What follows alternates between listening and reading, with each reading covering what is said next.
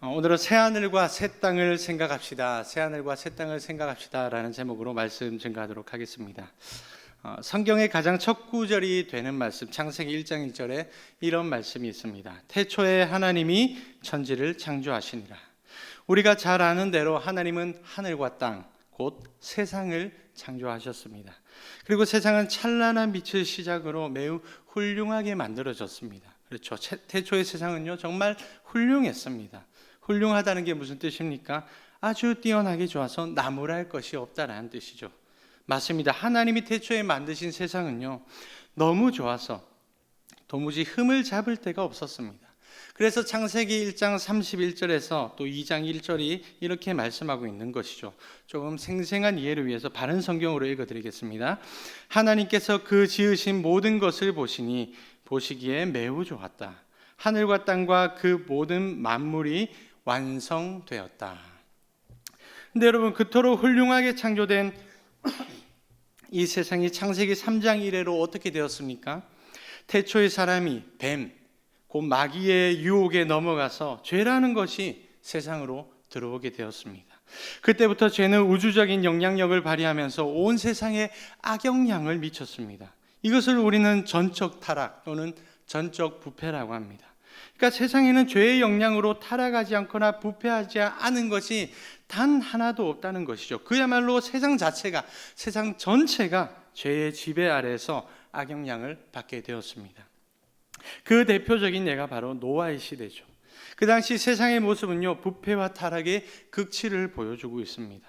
그때 온 땅이 하나님 앞에 부패하여 포악함이 땅에 가득한지라. 하나님이 보신즉 땅이 부패하였으니 이는 땅에서 모든 혈육 있는 자의 행위가 부패함이었더라. 그야말로 전적 부패, 전적 타락입니다. 그래서 하나님이 내리신 극단의 조치가 무엇입니까? 하나님이 노아에게 이르시되 모든 혈육 있는 자의 포악함이 땅에 가득함으로 그 끝날이 내 앞에 이르렀으니 내가 그들을 땅과 함께 멸하리라. 하나님은 멸망이라는 최후의 카드를 꺼내 드셨습니다. 왜냐하면 세상은 썩어질 대로 썩어져 버렸기 때문이죠. 죄악이 차다 못해 흘러넘칠 정도로 완전히 세상은 부패해버린 것입니다. 그런데 여러분, 하나님께서 세상을 그렇게 멸하신 후에 세상은 어떻게 되었습니까? 과연 세상은 그때보다 나아진 게 있습니까? 좀 더 좋아진 게 있습니까? 완전해졌습니까? 노아 이래로 세상 역사가 어떻게 흘러왔는지 잘 생각해 보십시오.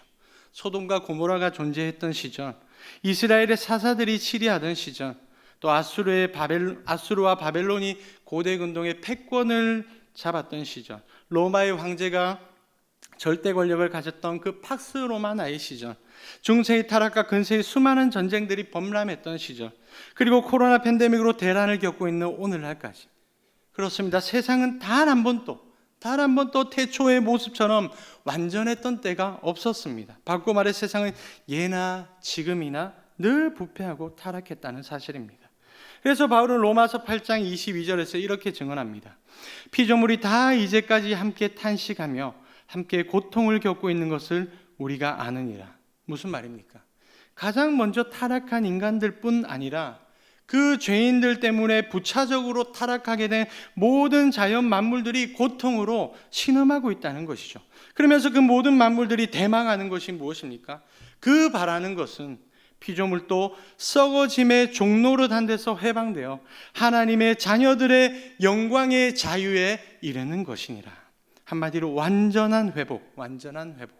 모든 피조물들은 세상의 완전한 회복을 고대하고 있다는 것입니다. 다시 말해 세상은 아주 절실하게 완전한 회복을 필요로 하고 있다는 것이죠.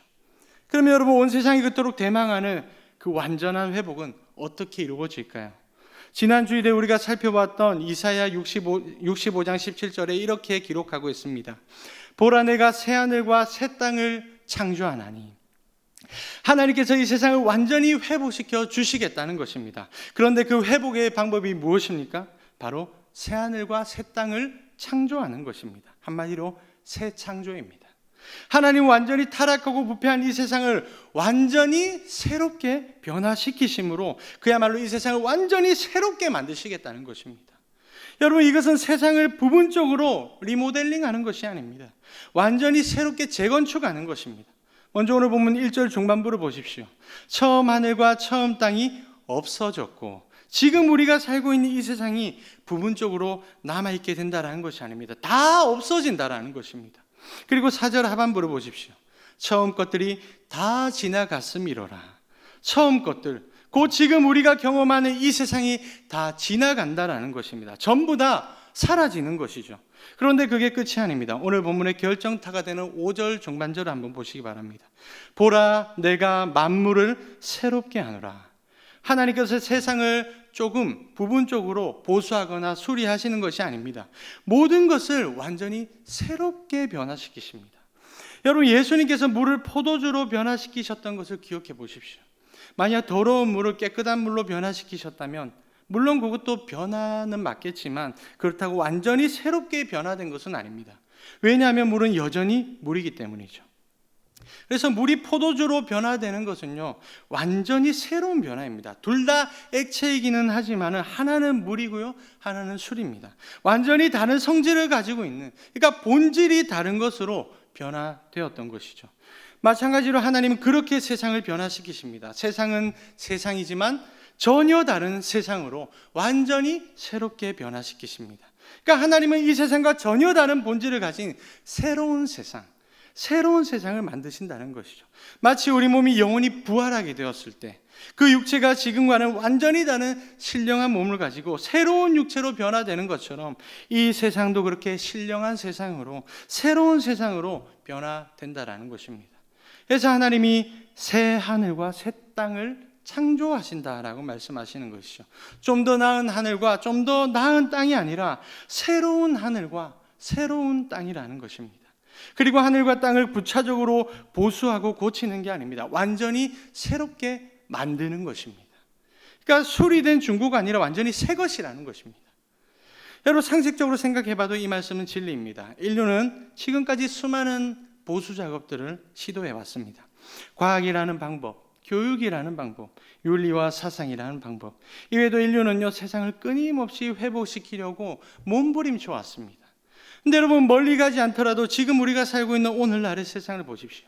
수천 년의 세월 동안 세상이 썩 나아진 게 뭐가 있습니까?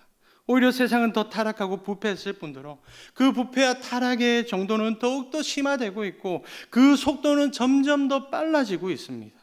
단적인 예로 지금 우리가 겪고 있는 팬데믹을 생각해 보십시오. 인류는 왜 계속 그런 새로운 바이러스에 직면하는 것일까요? 세상이 좋아지고 있다면 바이러스와 같은 것들은 나날이 사라져 가야 되는 것 아닐까요? 그런데 도리어 세상에는 새로운 바이러스까지, 왜 그런 새로운 바이러스들까지 등장하고 있는 거냐는 것입니다. 그 이유는 바로 자연이 점점 더 악화되고 있기 때문이죠. 그렇다면 여러분, 자연은 왜 그렇게 점점 더 악화되는 것일까요? 과학과 기술이 퇴보해서입니까? 아니면 교육이 도태되어서입니까? 오히려 그러한 것들은 날이 갈수록 진보되고 있습니다. 그러니까 근본적인 문제는요, 인간이, 그리고 문명이 점점 더 악화되고 있기 때문이라는 것이죠. 그래서 여러분, 인간의 보수 작업들로는요, 세상을 완전히 회복시킬 수 없습니다. 성경에 기록된 진리의 말씀대로 하나님께서 새 하늘과 새 땅을 새롭게 창조해 주셔야만 되는 것이죠. 다시 말해, 하나님께서 세상을 완전히 새롭게 변화시키는 것, 오직 그 새 창조만이 이 세상의 완전한 회복을 유일한 길이라는 것입니다. 그렇다면 여러분, 지난 주일에 우리가 들었던 말씀을 한번 기억해 보십시오.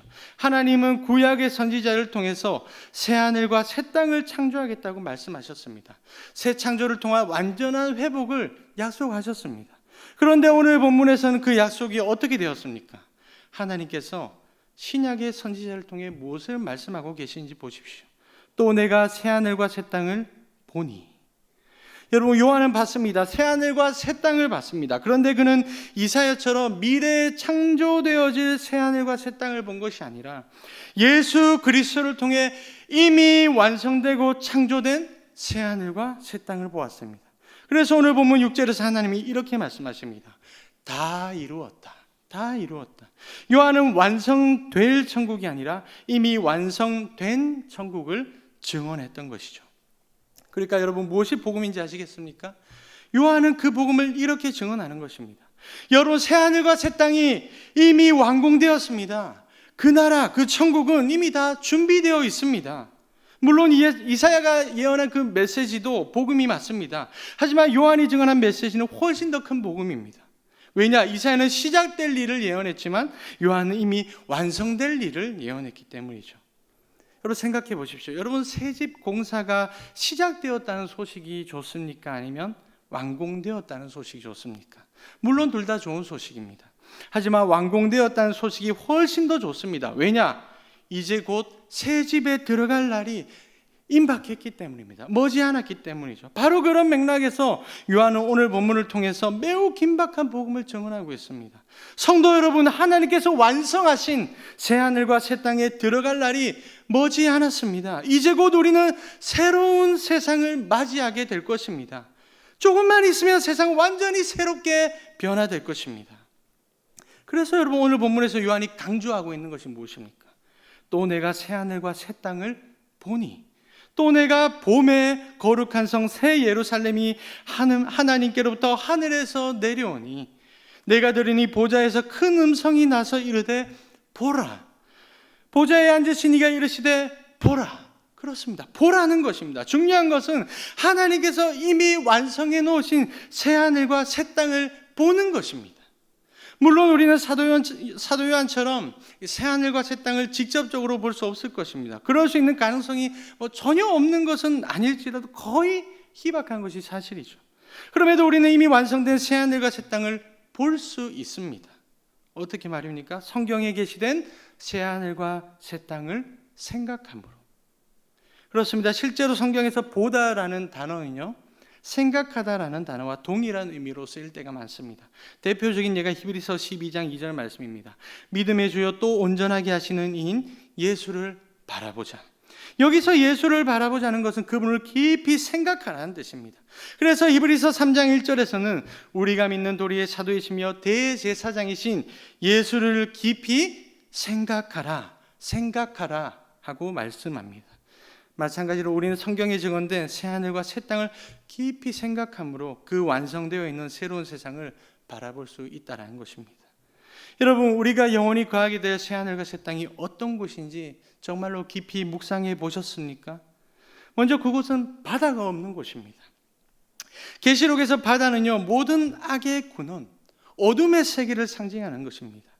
그러니까 그곳에는 악한 존재들이 없습니다. 악한 영들, 악한 사람들, 악한 것들이 전무한 곳입니다. 그리고 그곳에는 거룩한 성 새 예루살렘이 있습니다.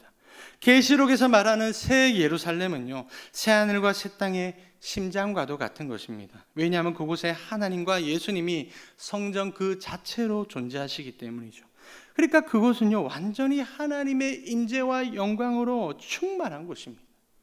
그래서 여러분, 장차 새하늘과 새 땅에 들어가는 사람들은요, 하나님과 영원히 함께 살아가는 그 친밀함의 축복을 누리게 됩니다. 바로 그 함께 하시는 하나님께로부터 모든 위로와 평화와 안식을 또 얻게 되는 것이죠. 하나님이 그들과 함께 계시리니 그들은 하나님의 백성이 되고 하나님은 친히 그들과 함께 계셔서 모든 눈물을 그 눈에서 닦아주시니 다시는 사망이 없고 애통하는 것이나 곡하는 것이나 아픈 것이 다시 있지 아니하리니. 이게 바로 우리가 거하게 될 새하늘과 새 땅의 실제 모습입니다. 여러분, 정말 상상이 되십니까? 정말로 그런 완전한 세상이 완성되어 있고 이미 준비되어 있다는 그 사실이 믿어지십니까? 실제로 그런 세상이 존재하고 있다는 사실 실감 나십니까? 어쩌면 아무리 생각해봐도 그런 놀라운 세상은요, 잘 와닿지 않는 것 같습니다. 왜냐하면 우리가 경험하고 있는 이 세상은 그 세상과 너무나도 다르기 때문이죠. 아시다시피 이 세상은요, 피와 땀과 눈물이 번복으로 얼룩져 있는 곳입니다. 애통하는 소리와 곡하는 소리로 조용할 날이 없는 곳이고요, 사망을 비롯한 수많은 사건 사고들로 하루라도 바람잘 날이 없는 곳이 바로 우리가 살아가고 있는 이 세상입니다. 그러니까 우리가 실제로 경험하는 이 세상이 그러할지인데 우리가 어떻게 새하늘과 새 땅을 믿을 수 있겠으며 더 나아가 그것을 실감할 수 있겠냐는 말입니다. 그래서 여러분, 우리가 생각해야 될 분이 바로 예수 그리스도라는 것입니다. 여러분, 예수님을 생각해 보십시오. 예수님이 이 땅에서 실제로 보여주셨던 수많은 행적들 기억해 보십시오. 그분은 악의 근원으로 상징되었던 바다를 잠재우신 분입니다. 마귀와 귀신 등 악한 영들을 쫓아내심으로 새하늘과 새 땅이 어떤 곳인지를 보여주셨습니다. 또 많은 병자들을 고치셨고요, 상한 심령들을 위로해 주셨고, 수많은 무리들과 친히 함께 하시면서 많은 이들에게 진정한 평화, 참된 안식, 놀라운 기쁨을 안겨주셨습니다. 뿐만 아니라 그분은 줄이고 목마른 자들을 먹이셨습니다. 심지어 죽은 사람도 다시 살리심으로 새하늘과 새 땅의 그 실제를 입증해 보이셨죠. 그러니까 예수님은 자신의 그 수많은 행적들을 새하늘과 새 땅의 샘플로 보여주셨던 것입니다. 그 모든 행적들이 다 천국을 보여주는 환상이었다, 실제적인 사건이었다는 것이죠. 그래서 예수님이 성육신으로 이 땅에 오신 그 사건은요, 새하늘과 새 땅의 도래가 이미 시작된 것이나 다름이 없는 것입니다. 여러분, 안도현이라는 시인이 쓴 퇴근길이라는 시가 있습니다. 굉장히 짧은 시인데 한번 낭송해 드리겠습니다. 삼겹살에 소주 한 잔 없다면, 이것마저 없다면. 여러분, 이게 다입니다. 굉장히 허무한 시죠. 근데 뭔가 모를 좀 울림이 있지 않습니까? 분명 많은 사람들이 이 시에 매우 공감할 것입니다. 적지 않은 위로도 받을 것입니다. 하지만 여러분, 저는 이 시를 보면서 뭔가 모를 씁쓸함이 느껴졌습니다. 허탈감이 느껴졌어요. 여러분의 마음에도 뭔가 모를 어떤 안타까움이 밀려왔을 것입니다. 아니, 이 고달픈 세상에서 유일한 낙이 고작 삼겹살에 소주 한 잔이라니. 물론 그 소박한 마음은 이해가 됩니다. 하지만 그 인생에 얼마나 소망이 없었으며, 이 세상에 얼마나 소망을 둘 곳이 없었으면 그 보잘것없는 고기 덩어리 한 조각과 술 한 모금으로 인생의 낙을 찾느냐는 말입니다. 이 시를 가만히 들여다보고 있으면요, 염세적인 생각에 서글픈 감정까지 밀려옵니다. 여러분, 사람들이 왜 술독에 빠져 사는지 아십니까? 왜 수많은 쾌락들로 인생을 허비하는지 아십니까? 바로 소망이 없기 때문입니다. 또는 헛된 것에 소망을 두고 살아가기 때문이죠. 인생을 아무리 살아봐도 이 세상에는 도무지 희망이라고는 발견할 수 없습니다. 실제로 그렇습니다. 이 세상을 살면 살수록 사람들은 점점 더 염세적으로 변해갑니다. 오늘날 인터넷 기사의 댓글들만 훑어봐도요, 사람들이 얼마나 세상을 비관적으로 바라보고 있는지 알 수 있습니다. 세상을 덧없이 여기며 모든 것들을 부정적으로만 생각하는 것입니다. 그러다 어떠한 계기를 만나면 낙심과 좌절을 경험하게 되고요, 급기야는 깊은 수렁에 빠져서 깊은 절망을 맛보면서 심지어는 자신의 목숨까지도 포기해버리는 것입니다. 어쩌면 그것은 당연한 기결일지도 모르겠습니다. 맨 처음에도 말했듯이 이 세상은 이미 썩어질 대로 썩어졌고, 모든 사람들은 바로 그런 부패한 세상에서 살아가고 있기 때문입니다. 그래서 여러분, 우리가 살 길을 찾고 희망을 얻는 길은요, 오직 새하늘과 새 땅을 생각하는 것입니다. 좀 더 구체적으로는 새하늘과 새 땅의 그 샘플을 이 세상에 들고 내려오신 예수 그리스도를 깊이 생각하는 것입니다. 왜냐하면 우리가 그분을 생각할 때, 특별히 그분께서 행하신 그 수많은 행적들을 생각할 때, 우리는 영안이 열리게 되어서 새하늘과 새 땅을 바라보게 되기 때문입니다. 어쩌면 삼겹살과 소주 한 잔으로 위로를 찾는 사람들은 이렇게 반문할지도 모르겠습니다.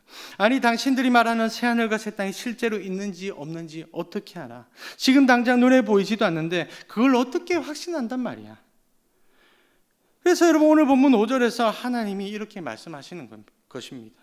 보좌에 앉으신 이가 이르시되, 보라, 내가 만물을 새롭게 하노라 하시고, 또 이르시되, 이 말은 신실하고 참되니 기록하라 하시고. 여러분, 하나님께서 새하늘과 새 땅에 관한 그 모든 사실들을 기록하라고 하는 이유가 무엇일까요? 여러분, 기록은 남는 것입니다. 그냥 입술에서 나온 말은 사라질 수도 있지만 그 말이 기록되면은 확실한 증거로 남게 되는 것이죠. 그러니까 하나님은 그 말씀에 아주 자신이 있는 것입니다. 확신이 있으신 것입니다. 자, 지금 내가 말하는 이 사실들을 다 기록해 놓아라. 너희들이 새하늘과 새 땅을 보게 되면 내가 기록하라고 했던 이 모든 말씀들이 100% 다 사실이라는 것을 알게 될 거야. 그리고 실제로 새하늘과 새 땅이 도래하게 되었을 때 하나님은 이렇게 말씀하실 것입니다. 거 봐, 내 말이 맞잖아. 내가 분명히 있다고 했잖아. 확실히 있다고 했잖아. 자, 보라고. 그래서 하나님이 기록해 놓으라고 말씀하신 것입니다.